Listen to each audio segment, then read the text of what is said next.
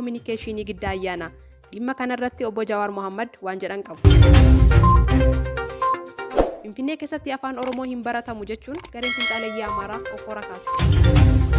Hayyee daawwattoota keenya amma gara bal'ina oduutti dabarra.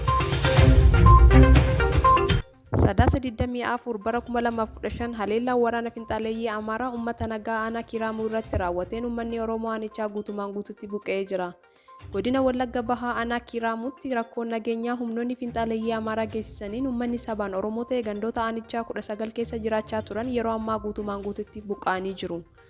Akkuma beekan waggoota lamaan darbanirraa kaasee yeroo garaagaratti haleellaan uummaticharra gahaa ture namoonni nagaa qeef qabeenya isaaniirraa buqqa'anii baay'eenis ajjeefamanii akka turan ni yaadatama.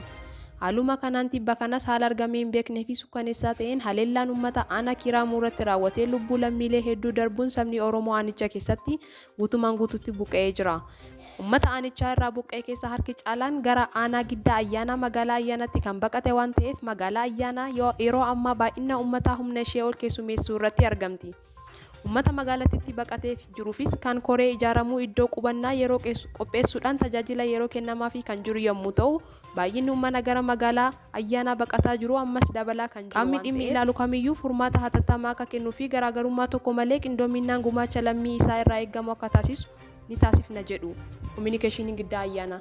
Gaaga'ama duutii fi buqqaatiin Oromiyaa keessatti dhagahamuu akkuma itti fufeetti jira jedha itti gaafataman Haajaa Alaa Kaafaa fi xiinxalaan siyaasaa obbo Jawaar Mohammad.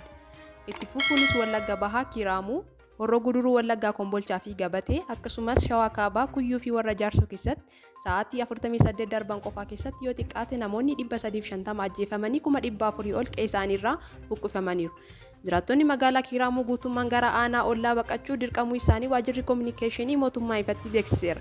Waraanni suukkaneessaan kun amma xumuramuu qaba jedhan obbo Jawaar.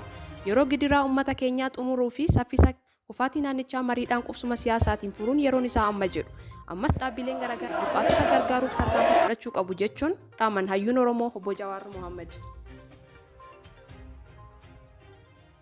Gareewwan finxaaleeyyii Amaaraa magaalaa Finfinneetti afaan Oromootiin maaliif baratama? Faaruun Oromiyaa maaliif faarfama? Alaabaan Oromiyaa maaliif dhaabbata jechuun manneen barnoota magaalaa Finfinnee keessatti hokkora kaasuudhaan adeemsa baruu fi barsiisuu gufachiisaatii jiru.